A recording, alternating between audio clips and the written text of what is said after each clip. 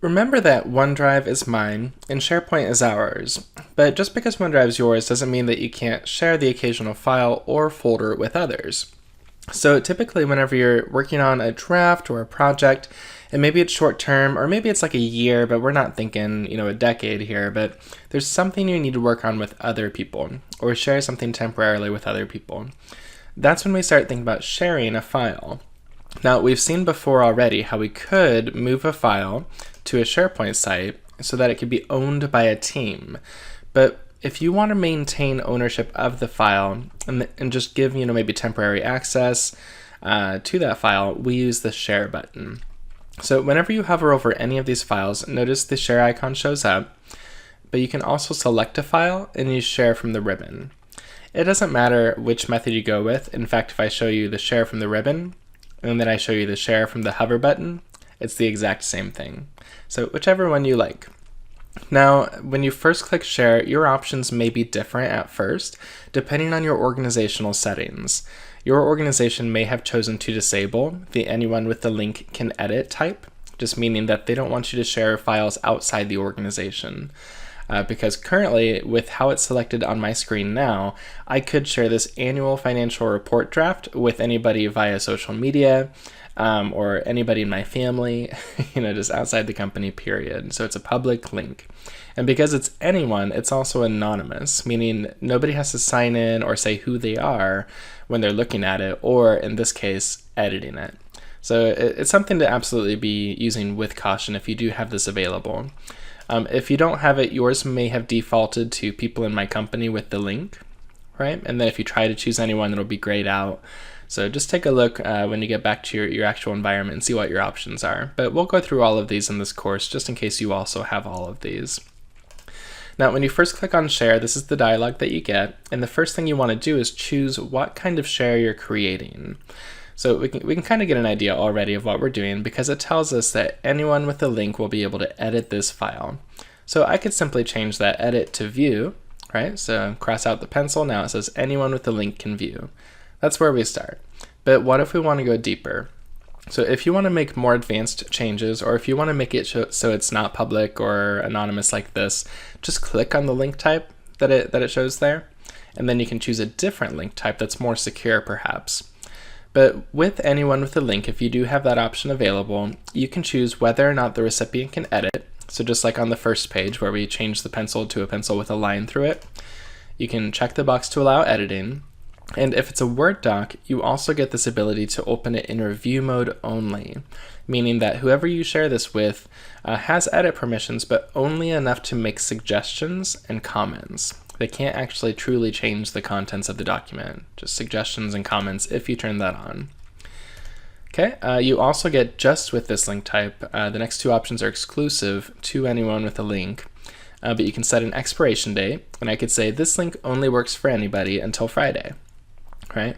And maybe I set a password, and that password is ABC. So even if this link gets into the wrong hands, maybe I've shared the password by phone, by text message, by chat message, or through some other avenue, so that even if the wrong person gets the link, they also have to have that password and make sure they access it before Friday. So it makes it a little more secure just by using those two extra features. Now, if I disallow editing, so I'm going to uncheck that box. If I disallow, of course, I can't have them add comments because that requires editability, but I can block download.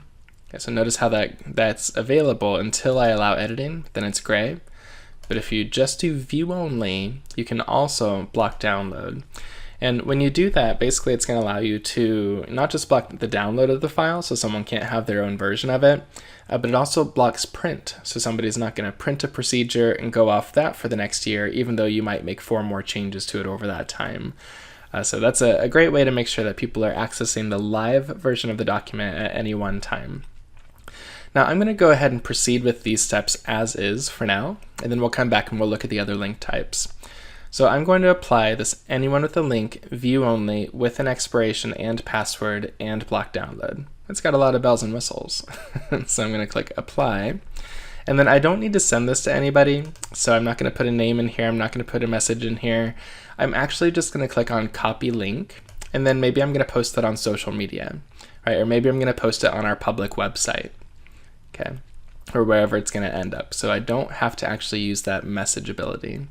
So now the link's copied, I can paste it, and I'm good. So what I want to do here is show you kind of the user experience as well for each of these. So I am going to copy that link, and I'm going to open up a private browser and paste that link. So in a private browser, if you're not familiar, basically this is going to show you what someone would see if they weren't signed in to anything, if they're just a stranger who clicked on the link. And remember, we set an expiration date, so we're within that period, we're good there, but there was a password, so this is the password prompt. And you might remember I said it is ABC, and we're going to verify. There we go. So now a completely anonymous person can view the file, but we blocked download, so it even tells them you don't have permission to download or print this file. Now they can still take a screenshot, right? And they can still read it all, but they can't really do much with the original file. All right, so let's go back and look at these other link types. So again, with that annual financial report draft, I'm going to click share, but this time, instead of anyone with the link, I'm going to change it to people in my company with the link. So right now it's showing that if I send this link out, anybody in my company will be able to edit the document as is, right? Unless I uncheck that box again. And once again, just like with the other link type, it's going to change my options that follow. So once again, I could block download internally. Now, when we're talking about sharing inside your company, it's important to remember that the rule of the most permission will apply. So for example, if you share a file with, let's say, Alex, and you give Alex edit permission separately, but then you send Alex a link that you send to 30 other people, and you're giving them view access only, Alex can still edit because you also shared it to him at a higher level, and that's always going to win. So just keep that in mind. If you share with the same person in multiple ways, the most permissive wins. So with this, I am going to do people in my company. I'm just going to be view only and block download and apply.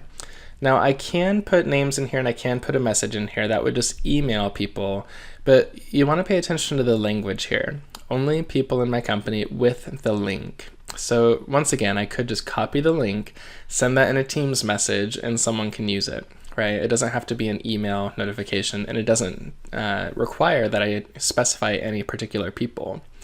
So let's go ahead, we'll send an email just so you can kind of see what it looks like. I'll choose Diego, I'll say, hey, can you review this? And send. But it doesn't matter, just keep in mind, it doesn't matter that I put Diego's name in there because, and I'll show you here, when I go to Diego's inbox, he gets an email from Megan. It says, Megan shared a file with you. Here's the file. It's going to take a minute to read it. And it tells him this link will work for anyone at your company. So he could actually forward this email to anybody else or copy the link and post it to any channels and Teams or anywhere that anybody else at Contoso could access. So it's just a link, but all I did by putting his name in there was give him this convenient email notification, right? Instead of just sending it to him in a chat. So he can click open, and we should just expect that he'd be able to view only. So he's opening the document. There we go, and it's view only. I can't make any changes. I can open it in desktop app, but it's still going to be view only. And I did allow download, so Diego can print. All right, let's go back to Megan. So Megan has shared this file twice now, once with everybody on Earth and once with Diego, but with a link that Diego could share with anybody else at the company. So we're going to click share again. And we'll look at the third type, people with existing access. So people with existing doesn't really add or take away any permissions. It's really just going to be a link to the file. And if you already had access to it, great. And if you didn't, it's going to say access denied. It's truly just an ordinary link to the file. So we'll go ahead and skip that one. It's not very exciting. You could literally open the file, copy the browser bar URL, and it's the same thing. So we're going to click on specific people instead because this one does add permissions. So specific people does require that whoever you send it to is the person viewing it. So in this case, I'm going to allow editing because I feel more secure just sharing it with one person and letting them make changes as opposed to sharing with everybody in my company and allowing changes. So allow editing, I'm going to click apply, and I'm going to choose, again, Diego. Because maybe I messed up the first time and I don't want him to have a link that could be forwarded to anybody, but I did want him to help me on this, but just him. So I could say, can you please add this month's data, and click send. Now I could copy the link and send it to him again in a chat, so that doesn't matter. But I've chosen to send an email, so he should get that in his Outlook here. There we go, perfect. Once again, gets the email notification, he can open it, and this time he's going to be able to make changes. Notice the cursor's already flashing. I could come in here and make a 1, 2, 3 addition. Okay. So let me go back. I just want to show you real quick on that email. This link only works for the direct recipients of this message. So every time you send a link through email like this, it's going to remind them or let the recipients know what that link allows. So now that Diego's opened the file, I've got Megan on the left half of my screen and Diego on the right, so we're seeing each user's perspective. Remember that Megan is the owner of this file in her OneDrive, and Diego just has edit access that she's granted. Now as Diego's coming in here, maybe he's making corrections, but I want you to notice on the left, Megan can see where Diego is in the file at all times. And if Diego goes on to page 2, and maybe he's going to add additional content down here, then Megan can actually hover over his picture to see, oh, Diego's on page 2. I can go to that spot in the document myself as well. And now she can kind of watch as Diego is typing more content. Okay, it works in reverse as well, of course. So Megan can be adding some content at the top of that second page, and Diego sees it there. And we call this co-authoring. Some people may call it co-editing, but it's the same experience you'd see, of course, in OneDrive, in SharePoint, in Teams, and other third-party services too, like Dropbox, Google.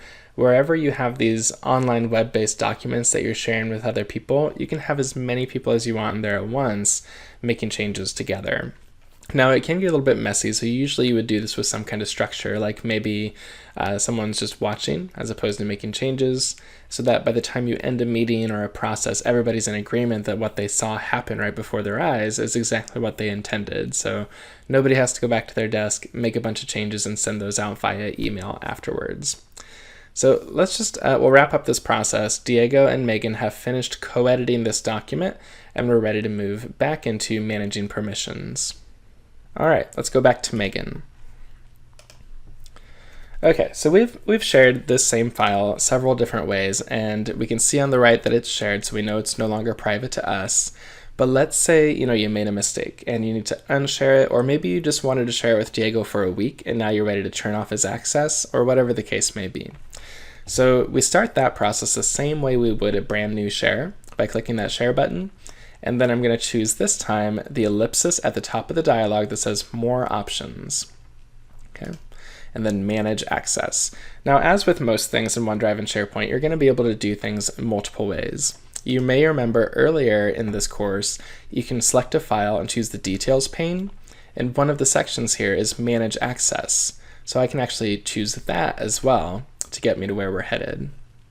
Okay. So from here in the Manage Access panel, whether you got to it through the Share dialog or through the Details pane, there is a Stop Sharing link, which is kind of your emergency red button. Like if you need to make it private right now, you'd click on Stop Sharing, and it's going to warn you that all links that you've created will be removed and only the owner will retain access. And you'll remember that you are the owner, right? So it's just going to be you. So I'm not going to do that, but just know that that's an option. Okay. Now, let's say anyone with a link and password can view until the end of the week. Maybe I need to make a change there. So I'm going to click on More Options to the right of that link. And then let's say I need to, change the password. So remember, it's just ABC right now. I'll just X that out, and I'll say now the password is 123, because maybe it got out, right? And we need to update it. So 123, and I'm going to extend it a week. So now that same link that I already sent out just has a different password and a different expiration date. I didn't have to create yet another link and send another communication necessarily, except for that password, right? Okay. If I want to remove that link, let's say I don't want anybody to be able to use that anymore, I want to cancel early, basically, you can just click this X to remove the link. And once again, it'll warn you, say that everybody who's using it won't be able to anymore, which is the expected outcome, right? And I would click Delete Link. But I won't in this case. I'll leave it up for the next 2 weeks. Now, the next one I want to do is a little bit of cleanup, because remember, I shared an anyone in my company with the link can view link to Diego, but I really just wanted Diego to have access, and I didn't realize at the time what I had done. So just to be safe, I'm going to delete that extra link to make sure that it can't be forwarded or get into the wrong inbox. So I choose more options again for that link type, and then I'm just going to choose remove link to the right of the link there, and delete link. All right, and then the last one here, the one that I shared directly with Diego, the link that only works for him, and if you don't sign in as Diego, it doesn't work for you. I can make some changes here. I can also copy the link here, so if Diego says, hey, I can't find that link anywhere, can you send it to me again? Go to Manage Access, click Copy, and send that to him in a chat. But if you need to make changes to it, let's say you want to add additional people, so rather than create a whole new link, you just want to add someone, click the More options for that link, and down at the bottom where it says this link works for, just go ahead and type in their name. So we're going to add Patty and Adele. Now 3 people can use that same link, and it didn't change at all. And we can also change the permission here on a specific people type to be, instead of editing, maybe we just want that link to allow people to view. And once again, Diego doesn't have to update his bookmarks.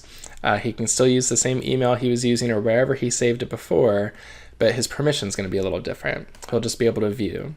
So this is a really great option if you think about it. For those of you who are working with policies and procedures, and you want to be able to share a link to a document out there where you're going to collaborate on it part-time, right? And then when it's finished, you want to make it view only, so it's in its final stage, right? And then maybe you post it in, an internet post, or you put it in procedural documentation or something. But really nice to be able to keep the link the same, but change what it does. All right, so when we're finished, we're going to click on Save here and change it. Perfect. So we went from 3 links to 2 links, and we made some slight modifications to what those links allow. Now down at the bottom, we've got direct access here. So anytime you @mention someone in a comment inside of a document, that adds direct access pretty much. And also in SharePoint, you'll see your groups here. So your SharePoint site visitors, site members, site owners. But ordinarily, on a normal document that's not shared, let me show you one here, it's just going to be you. So here's a file that has not yet been shared. It'll just be you.